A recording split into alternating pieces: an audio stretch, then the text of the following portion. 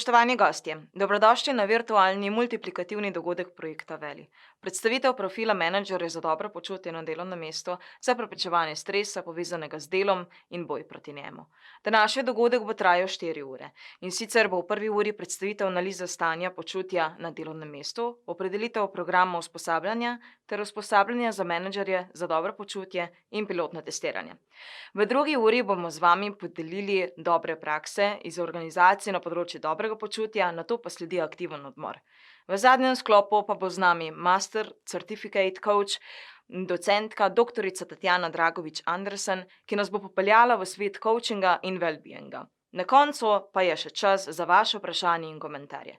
Sedaj pa predajam besedo Karin Zamida iz Fakultete za organizacijske študije v Novem mestu. Dober dan in lepo pozdravljeni. Z nami sta profesorica doktorica Anne-Marie Gorenc-Zoran, vodja projekta, in Adelina Kraja. Anne-Marie, ali bi lahko na kratko predstavila projekt Veli? Dober dan in lepo pozdravljeni vsem prisotnim na današnjem dogodku. Imam eno vprašanje za vse naše udeležence. Zaprite oči in pomislite na besedo dobro počutje. Kaj vam prvo pride na misel? Pomislite iz vidika domačega okolja, na delovnem mestu, v organizaciji, kot zaposlen, morda kot vodja. Sedaj pa pomislite na besedo well-being. A imate podobne asociacije? Kaj pa kakovost življenja? Ko smo spraševali, smo dobili različne odgovore. Predvsem je bilo osebam beseda well-being bolj strokovna kot dobro počutje.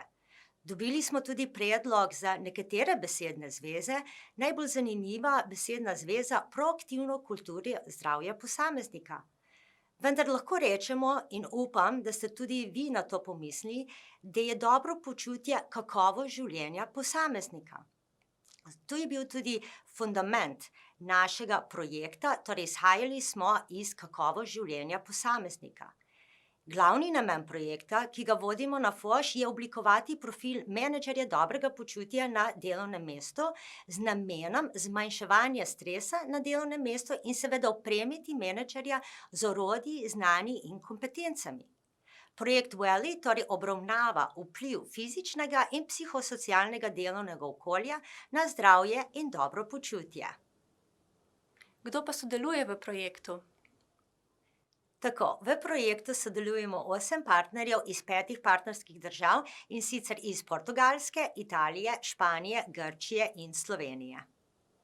Kdo pa sodeluje v projektu?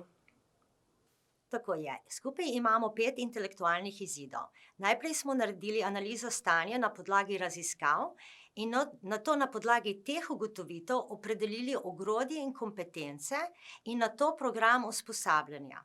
V naslednji fazi nas čaka še pilotno testiranje programa usposabljanja, nato postopek EU certificiranja strokovnega profila menedžerja za dobro počutje na delovnem mestu, na koncu pa še razvoj priročnika za menedžerje za dobro počutje na delovnem mestu.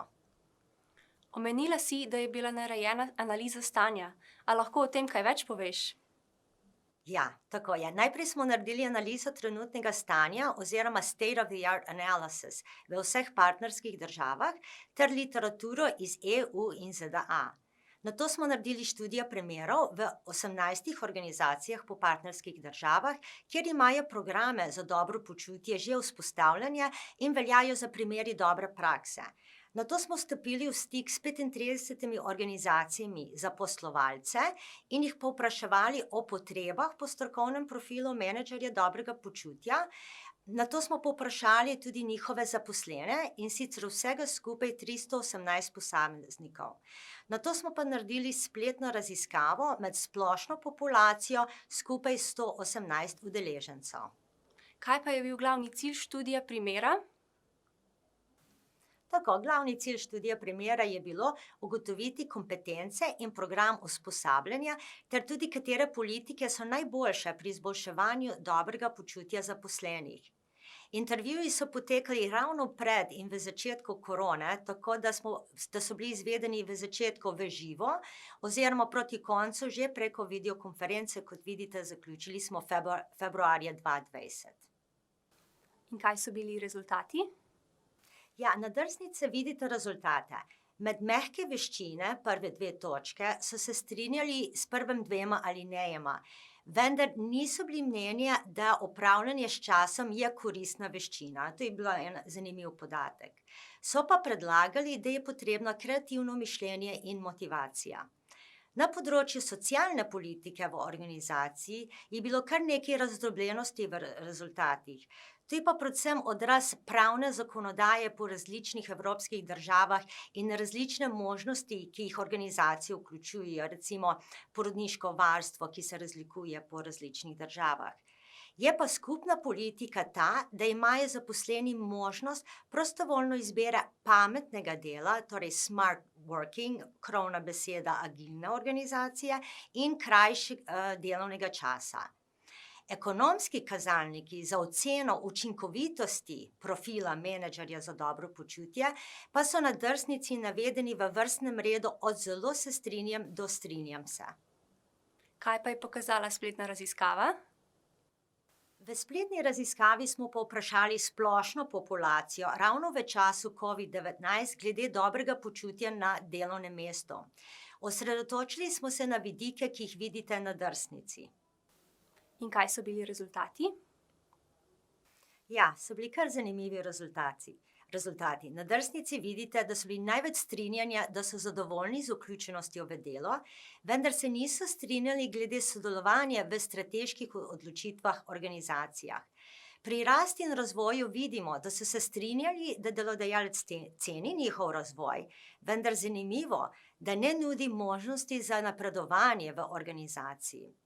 In še en zanimiv rezultat, da pri spretnosti menedžerjev za dobro počutje na delovnem mestu so se strinjali, da menedžerji za dobro počutje mora obvladovati stresne situacije, vendar niso se pa strinjali, da menedžer za dobro počutje bi se moral znati prilagajati različnim zahtevam v organizaciji. Na naslednji drsnici vidimo razlike v starostnih skupinah in spolah, torej na podlagi vseh trditvah in čez vse starostno strukturo so v največji povprečni vrednosti anketiranci izbrali, da so na splošno zadovoljni z obsegom nadzora, controlling, in vključenost v delo, podobno tudi, ko smo gledali med spoloma. Vendar se je razlikovalo med moškim in ženskim spolom, kjer so moški najnižje ocenili način komuniciranja delodajalca, pri ženskah pa možnosti rasti in razvoja. In kakšni so bili rezultati med državami? Ja, med državami vidimo, da so Italijani, Portugalci in Slovenci bili na splošno zadovoljni z obsegom nadzora in vključenost pri delu. Pri Grkih je bila najvišja vrednost zadovoljstva z delom in pri Špancih, da so zadovoljni z načinom komuniciranja. Pri Slovencih je bila najnižja vrednost zadovoljstva z načinom komuniciranja delodajalca. Kaj pa rezultati med zaposlovalci in zaposleni? Ja, opravili smo raziskavo med zaposlene in delodajalce v posameznih državah. Izpostavili bile ključne ugotovitve, in sicer pri odprtih vprašanjih, da je bilo večina prejetih odgovorov v območju, ki bi lahko označili z delovno okolje, razmere tudi na delovnem mestu. Preostali odgovori so bili na področju psiholoških vplivov, način dela in zdravstvena in socialna politika. V Sloveniji je bilo najnižje ugotovljeno soglasje med anketiranimi glede splošnega zadovoljstva s komunikacijskimi praksami v organizaciji, najvišji pa na področju zdravja in varnost. Anketiranci niso bili popolnoma zadovoljni s svojimi možnostmi za usposabljanje in razvoj. Kar zadeva socialno politiko, imajo tisti, ki so razmere v podjetjih, v katerih so zaposleni, najbolj pozitivno ocenili delovno dovoljenje za skrb za družinskega člana doma ali v bolnišnici in prejemajo ekonomske spodbude pri pomembnejših življenjskih dogodkih. Torej, kaj je raziskava pokazala na koncu? Katere so kompetence menedžerja za dobro počutje? Na drsnici vidite ključne kompetence, ki so potrebne za menedžerja za dobro počutje, ki je bilo ugotovljeno na podlagi analize trenutnega stanja, študije primerov in rezultati raziskav. Pri komunikaciji bi tudi rada izpostavila, da tukaj so zaposleni navedli potrebe po mediatorja, torej oseba, ki komunicira med zaposlenim in zaposlovalcem. Na podlagi učnega izida 2 smo dodatno ugotovili, katere so 10 strokovnih nalog menedžerja ter tudi učne rezultate na področju dobrega počutja na delovnem mestu, ki so navedeni tukaj na drsnici, od ocenitve dejanskih razmer na delovnem mestu do razvijanja dobrih odnosov in prevzemanja odgovornosti tako za programe, kot tudi za komunikacijo glede dobrega počutja. In na kakšen način bo usposabljanje organizirano za udeležence usposabljanja? Kolegica Adelina bo vam več predstavila čez nekaj minut, vendar na kratko je usposabljanje razdeljeno na uvod plus 4 modulov, ki obsegajo zdravo delovno mesto, zakonodaje glede delovnega mesta, menedžer za dobro počutje na delovnem mestu in krepitev veščin za menedžerje dobrega počutja. V modulih smo tako vključili 7 področnih kompetenc, 16 učnih rezultatov, 10 strokovnih nalog, ki skupaj obsegajo 180 ur študija, kontaktnih in individualnih ur, ki bo dostopno tudi v spletnem formatu. Kdo vse se lahko udeleži usposabljanja? Za udeležbo na usposabljanje za menedžerje za dobro počutje na delovnem mestu morate imeti vsaj diplomo na 4. ravni EOK oziroma Evropskega ogrodja kvalifikacij in minimalne izkušnje na področju upravljanja s človeškimi viri. Usposabljanje je namenjeno tudi tistim, ki nimajo univerzitetne diplome, imajo pa izkušnje na področju menedžment človeških virov ali pa so pred kratkim se zaposlili na tem področju. Namenjeno je pa tudi malim podjetnikom, ki sami pogosto prevzemajo neposredno odgovornost na področju menedžmenta človeških virov, ker je dobro počutje pomembno oziroma sestavni del tudi študijskih področij psihologije, izobraževanja odraslih, organizacijske upravne vede, je zanimivo tudi za študente omenjenih študijskih programov. Hvala lepa, Anne-Marie. Adelina, kaj pa je pravzaprav namen projekta Veli? Ja, namen projekta je razvijanje znanja, spretnosti in kompetenc, ki so potrebne za izvajanje specifičnih posebnih poklicnih nalog menedžerjev za dobro počutje. Zdaj, kot veste, vsaka organizacija se stoji iz delavcev, zaposlenih, ki so ključni za njegov razvoj in uspeh, zato je zelo pomembno vlagati vanje in zanje skrbeti, a ne? Naše usposabljanje bo brezplačno, ker ga financira Evropska unija, in ga bomo zdaj na naslednjih drsnicah v bistvu predstavili. Povedala bom nekoliko več o strukturi samega usposabljanja, ki ga bomo izvedli, in njegovih glavnih ciljih. Ali lahko na kratko povzameš vsebino projekta? Ja, predajanje vsebin bo razdeljeno na 4 module. V prvem modulu bomo nekoliko bolj se poglobili v zdravo delovno mesto, zdravje na delovnem mestu tudi. V drugem bomo nekoliko bolj debatirali o zakonodaji o samem delovnem mestu. V tretjem modulu bomo govorili o menedžerju za dobro počutje na delovnem mestu. V četrtem pa na kak način krepiti veščine za menedžment dobrega počutja pri delu. Tako da vsak modul ima v bistvu različne vsebine in so različno dolgi. Naprimer modul 3, ki je najbolj obsežen in najbolj tak interaktiven, bo izveden v obsegu približno 35 ur. Kakšen akademski pristop boste uporabili v sklopu usposabljanja?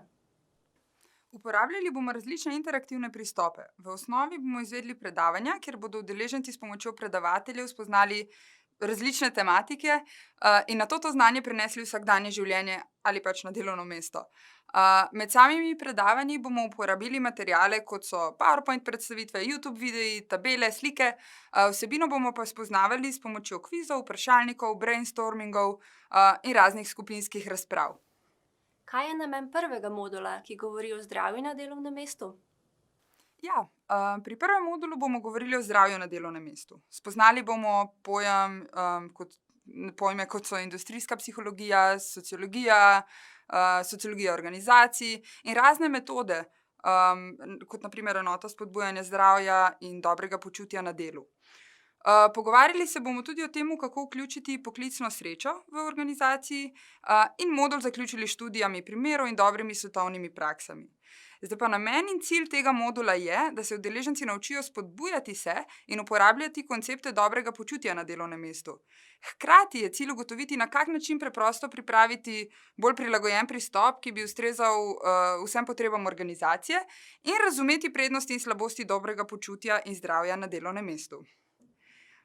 Pri tem modulu bodo udeleženci spoznali vlogo, pomen psihologije ter glavne modele in teoretične pristope. Znali pa bodo na koncu tudi uporabljati orodja za ocenjevanje, ki jih ponuja usposabljanje, ter bili del pogostih praks, ki se uporabljajo v resničnem življenju. Naša osebna želja je, da vsak udeleženec na koncu tega izobraževanja razvije sposobnosti kritičnega mišljenja in avtomatizacije pri delu. Predvidevam, da se zakonodaja in trenutne prakse v Evropi razlikujejo med državami.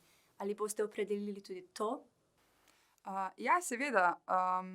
Govorili bomo tudi o tem, kako se zakonodaja in praksa razlikujejo v nekaterih evropskih državah, kot so Grčija, Italija, Portugalska, Španija in nenazadnje Slovenija. V drugem modulu bodo pa udeleženci pridobili splošni vpogled v mednarodno in nacionalno zakonodajo ter odkrivali različne izzive, različne delovne sile. Hkrati bodo pridobili veščine za spodbujanje in uvedbo raznolikosti znotraj organizacij. Vse to bomo udeležencem predali s pomočjo praktičnih vaj, ki so v skladu z zakonodajo države. Govorili bomo pa tudi o raznolikosti in enostavnosti ocenjevanja. V drugem modulu bomo pa načeli tematiko stresa na delovnem mestu, katero bomo podrobneje predstavili potem kasneje v tretjem modulu. Torej, projekt govori o menedžerju dobrega počutja. Katera znanja pa mora ta oseba imeti? Ravno o tem bomo govorili v sklopu modula 3, kjer bomo predelali teme, kot so vodenje, dobro počutje, coaching, blagostanje na delovnem mestu. Govorili bomo tudi o skupinski dinamiki in motivaciji na delovnem mestu. Skratka, vse posameznike bomo maksimalno opremili za opravljanje te funkcije. Na koncu modula bomo pa izvedli vaje, ki jih bodo udeleženci lahko uporabili v praksi in predali informacije, kako izvesti ukrepe za dobro počutje na delovnem mestu. Pogledali si bomo pa tudi nekaj dobrih praks in študij primerov iz celega sveta. Po tretjem modulu bodo pa udeleženci spoznali oziroma bodo že poznali razliko med vodjo in menedžerjem ter jasno poznali teorijo upravljanja. Spoznali se bodo z zgodovino, vrednotami in funkcijami menedžmenta s človeškimi viri ter hkrati dobili vpogled v uspešen koncept zaposlovanja in uvajanja novega kadra v delovni proces. Pridobili bodo veščine vodenja skupin, torej skupinske dinamike, ter druge veščine dobrega vodje. Na koncu bodo znali tudi zelo jasno postaviti vizijo, strategijo za doseg nekega cilja in se poglobili v poklic coacha.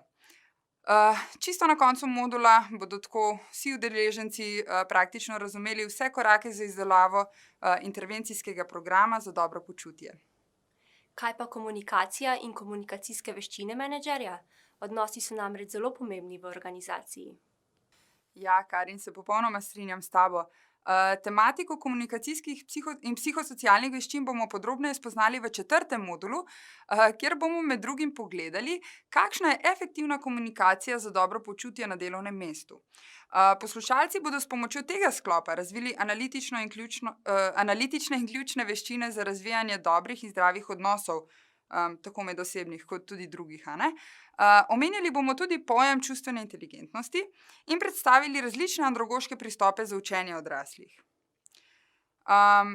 Namen tega modula, torej četrtega modula, pa je, da udeleženci prepoznajo vrste komunikacije in komunikacijske postopke ter pasti, ki se pojavljajo v komunikaciji. Teoretične vsebine bomo okrepili s primeri in vajami za prepoznavanje čustev.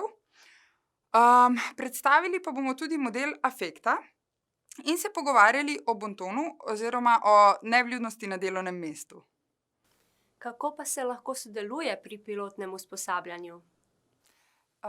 Prijave na izobraževanje bomo zbirali v septembru 2021, usposabljanje se bo pa pričelo v oktobru istega leta. Vse informacije lahko spremljate, jih bomo redno objavljali in sproti uploadali na spletni strani, katere povezave lahko vidite na drsnici, ki je prikazana, ali nas enostavno spremljate na socialnih omrežjih. Bi želela dodati še kaj, preden besedo predam nazaj Anne-Marie? Ja, želim samo še enkrat poudariti, da prilagodljivost tečaja omogoča, da je izveden online preko spleta ali v živo, ali pa kombinirano in zato nismo omejeni. Hkrati bi pa še enkrat poudarila, da je usposabljanje brezplačno, saj ga financira Evropska unija. Hvala, Adelina. Anne-Marie, kateri so prihodnji koraki projekta?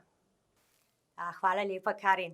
Po fazi raziskovanja in pilotiranja bo razvit model certificiranja za oceno kompetenc menedžerja za dobro počutje na delovnem mestu. Vzpostavili bomo sistem pridobivanja European Credit Transfer System, torej ECTS točke, preko usposabljanja za menedžerje dobrega počutja na delovnem mestu. In omogočili bomo priznavanje njihovih kompetenc na EU ravni in povečali mobilnost trg dela. Rezultati iz pilotnega usposabljanja bodo zbrani v poročilo in na voljo na spletni strani, hkrati bo razvit priročnik za menedžerje dobrega počutja, vključno z optimalnim kompletom orodij. Ciljna skupina so strokovnjaki in raziskovalci za poklicno izobraževanje in usposabljanje ter strokovnjaki, ki delajo na področju s človeškimi viri, delodajalci in menedžerji ter osebe, ki bi postali menedžerji dobrega počutja.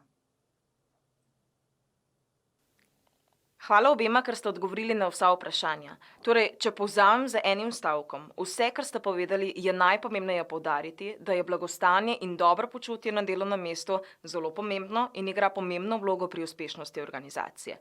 V naslednji uri vas vabimo, da prisluhnite Siniši Dagarju, lastniku ekosistema Sacred Life. Iz prakse nam bo povedal, kako skrbijo v njihovem podjetju za dobro počutje zaposlenih. Takoj zatem pa sledi zanimiv intervju, ki ga je opravila predavateljica Zinka Kosec z gospodom Tonetom Dolenškom, direktorjem računovodskega in svetovalnega podjetja Sin Service iz Ljubljane, ki vam bo razkril, zakaj je zanj tako pomembno, da se njegovi zaposleni kot tudi stranke dobro počutijo.